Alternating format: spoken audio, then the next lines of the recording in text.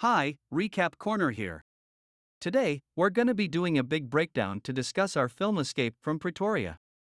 Escape from Pretoria is an intense Australian drama film based on a true story. Set in South Africa during the late 1940s, the film delves into the systemic racial segregation known as apartheid. Under this system, white citizens were given privilege and access to better opportunities, while the black community faced discrimination, oppression, and even violence. But after years of suffering, a movement called the African National Party, ANP, emerged, determined to put an end to the racial divide and bring unity to the country. Watch out for spoilers as we dive into this gripping story of resistance and hope. In the movie Escape from Pretoria, Tim Jenkin and Stephen Lee are white activists fighting against the oppressive apartheid government in South Africa. They hatch a plan to spread their message by planting explosives in a crowded market and releasing propaganda leaflets. However, their plot is foiled and they are apprehended by the police.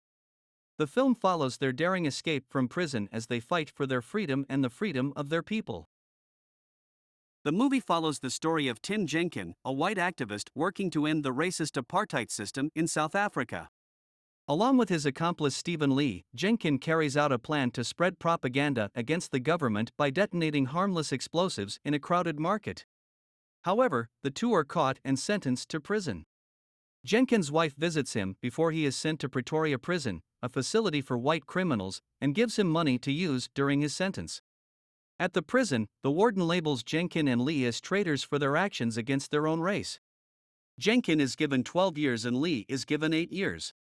The two are then handed over to Meneer, a strict prison officer, who explains the rules and regulations of the prison.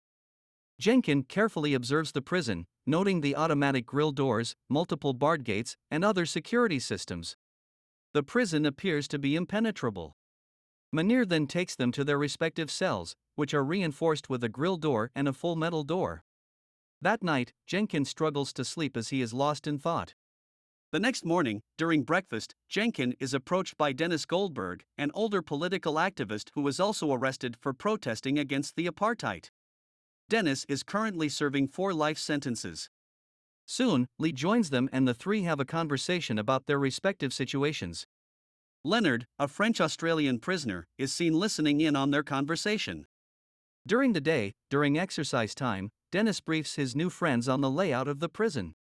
The prison walls tower at 32 feet tall, bright searchlights constantly scan the yard, the barbed wire fences are razor sharp, and armed snipers are stationed on the roof at all times.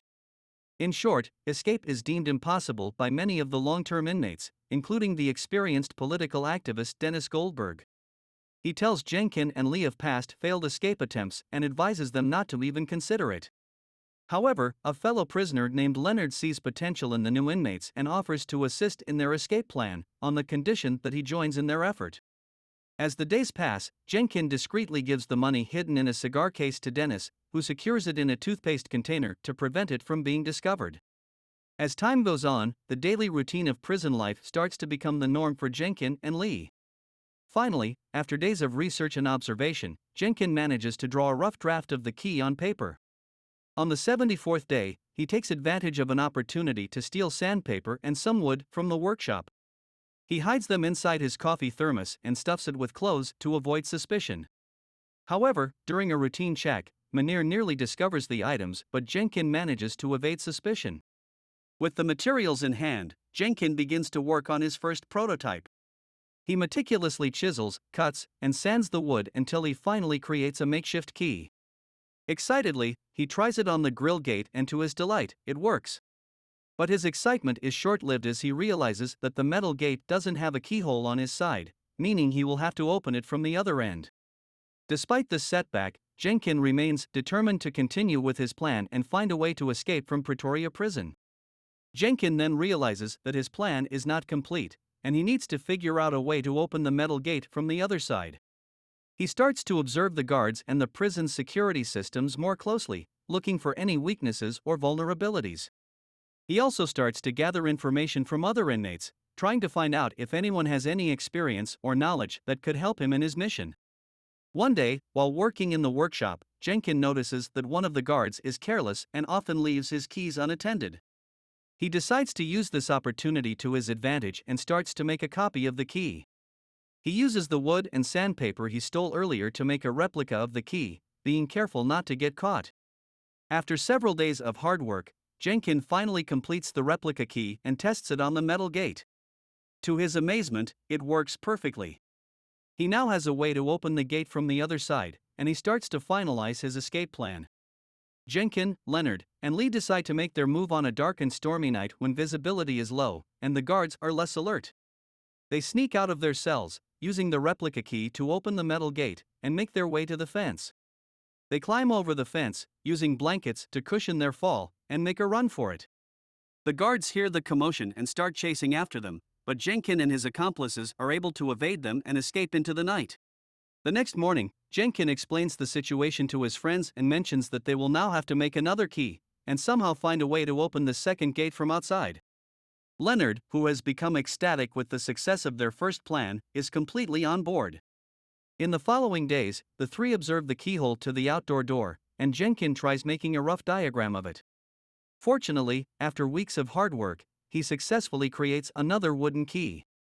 On the 100th day, the boys are moping the hallway and there are no guards around. Jenkin uses this opportunity to try out his new key. It is not as good as the first one, so he chisels it out to make it smoother. The key fits, and the door opens, much to everyone's joy. However, when Jenkin tries to get it out, it breaks. This causes panic among the boys, and to make matters worse, a guard starts approaching the hallway. Jenkin tries his best to close the lock, but to no avail. In the end, Jenkin successfully extracts the broken piece from the keyhole just before a large guard arrives. Later, during a routine checkup, Munir notices the lock on Jenkin's door is slightly protruding but doesn't suspect anything and simply closes it. Jenkin feels a sense of relief. On the 142nd day, the three men gather in a room to discuss how to open the metal gate from the outside.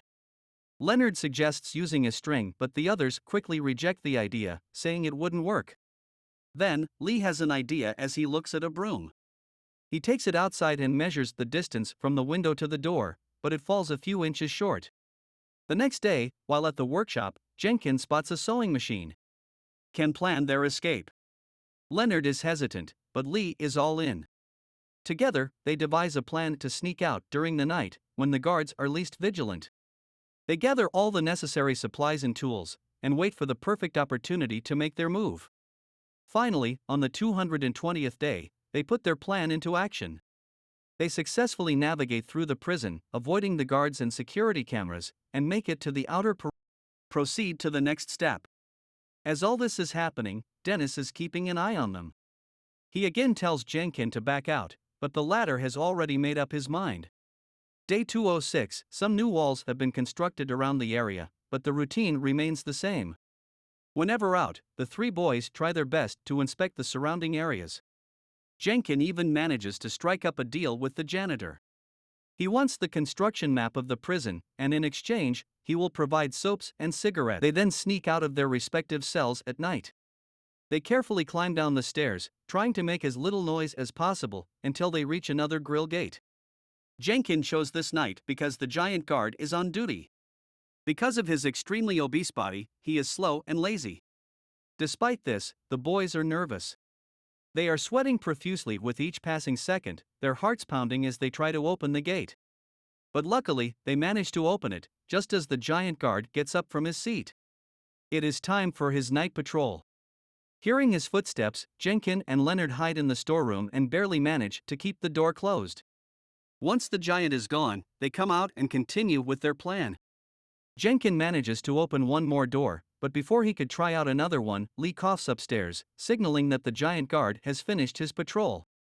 So, Jenkin and Leonard quickly hide in the shadows and storeroom once again. On the way to his cell, the guard notices the droplets of sweat on the floor. But he doesn't think much of it. After he leaves, the boys head back upstairs. Inside his cell, an excited Jenkin dismantles his keys in several pieces and keeps them inside his cup. He then goes to sleep, hopeful that he can escape and meet his beloved wife soon. The next morning, the warden enters the cell and wakes Jenkin up. The latter has slept past the morning alarm. Enraged, the warden asks him why he overslept, but Jenkin can only apologize. So, his cell is given a proper search. In the process, the cup on his shelf is knocked over, and all the wooden parts of the keys are revealed. The warden picks one of them and angrily asks what is it. Jenkin, who is frozen in fear, nervously says that he made it as a photo holder. The warden inspects it closely, scrutinizing every inch of it, but surprisingly, he buys Jenkin's story and leaves the room, but not before warning Jenkin to be careful next time. Jenkin can barely contain his relief, knowing that he was just inches away from being caught. That night, our genius protagonist has a panic attack, making it difficult for him to sleep. However, he narrates that every difficult situation teaches new things. So, from the next morning, he starts hiding the keys in different areas of the prison, like inside the library, the canteen, and even the dumpster. One day, he and his friends also manage to steal civilian clothes from the laundry. They also manage to acquire fake IDs to help them blend in once they escape. All this while, Jenkin doesn't clean or brush his teeth, hoping that he would get an infection. A few weeks later, he does get one, and when Munir takes him to the doctor, he inspects the automatic gate. It is Christmas Eve and the group has made all the necessary preparations. Inside a room, they disclose their elaborate plan to Dennis and his friends. They have made 39 keys of different shapes and sizes for the 15 doors that they have to pass. However, Dennis refuses to join them, and instead, he gives them his blessings, wishing them good luck on their escape.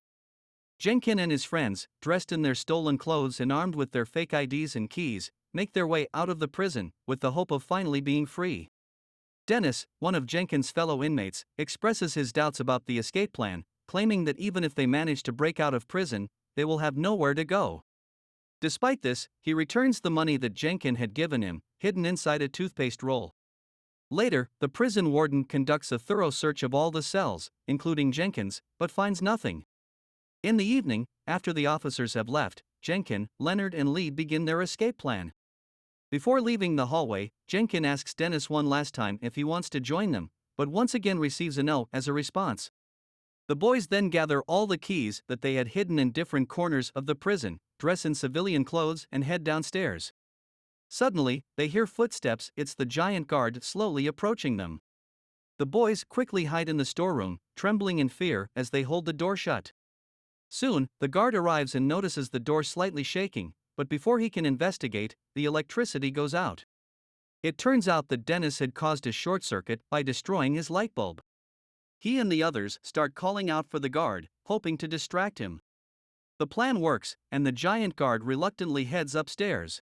Without wasting any time, the three boys quickly get out of the storeroom and rush to the next door. With the help of their teamwork and their desire to reunite with their families, they manage to open the doors one after another. As the time approached for the automatic gate, Leonard quickly made his way to the admin room, managing to open it with the press of a button. The group had made it to the final door, the one that stood between them and freedom, but their efforts were thwarted when none of their keys worked. They were met with panic and despair as the months of planning and hard work had been undone by a single lock. Jenkin suggested that they return to their cells, but Leonard was not ready to give up just yet. He pulled out his chisel and began to pound the lock with force. The noise was loud and Jenkin feared that they would be caught, but to his surprise, Leonard's plan worked and the door finally opened. The final obstacle was the sniper on the tower, but they were dressed in civilian clothes and confidently walked out without being suspected by anyone, including Munir, who was nearby in conversation. They reached a safe location, running until they reached the city. They then took a cab and asked the driver to take them to the border, though he hesitated at first due to their white appearance. But, when Jenkin pulled out a wad of cash, he agreed. This was it. Jenkin, Leonard and Lee had finally escaped the prison after a year and a half of captivity. The next morning, Munir found out about the escape and sounded the alarm, but it was too late. As he wandered around helplessly, Dennis and the others started laughing. In the last scene, the story of what happened after the prison break was revealed. The authorities launched a massive search for the escaped inmates, but they were never found. The trio managed to escape to Mozambique, then Tanzania, and finally London, where they rejoined the ANC and continued their fight against the apartheid. Eventually, in 1991, after more than a decade on the run, they were granted amnesty. On the other hand, Dennis was cleared of all charges in 1985 and was able to reunite with his family. Unfortunately, Jenkin was not able to see his wife again as she had passed away before he was able to return to South Africa. In 1992, the apartheid system was dismantled, and in 1994, Nelson Mandela, the leader of the ANC, was elected president of South Africa.